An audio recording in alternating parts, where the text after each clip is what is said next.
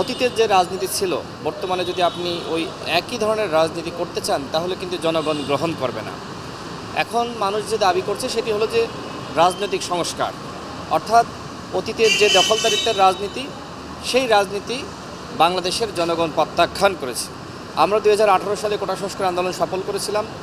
সেই সময় আমরা সফল হওয়ার পর থেকে বলে আসছি যে এখন প্রয়োজন রাষ্ট্র সংস্কার, এবং 18 সাল থেকে আমরা সেই আহ্বান জানিয়ে আসছি মানুষের কাছে। তবে এটি উপর আল্লাহর রহমত যে সেই রাষ্ট্র সংস্কারের আহ্বান আজকে প্রত্যেকটা জায়গায় প্রত্যেকটা ঘরে ঘরে ছড়িয়ে পড়েছে।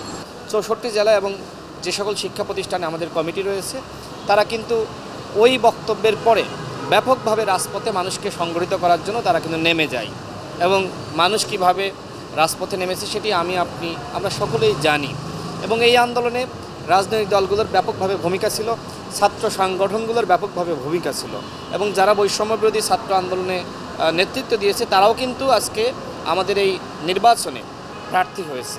আমরা দৃঢ় বিশ্বাস করি যে যোগ্য নেতৃত্বই আজকে বের হয়ে আসবে, এবং তাদের মাধ্যমে ছাত্র সংগঠনগুলোর যে গুণগত সংস্কার দরকার, ছাত্র রাজনীতির যে সংস্কার দরকার, তাদের নেতৃত্বে ইনশাল্লাহ সেটি হবে।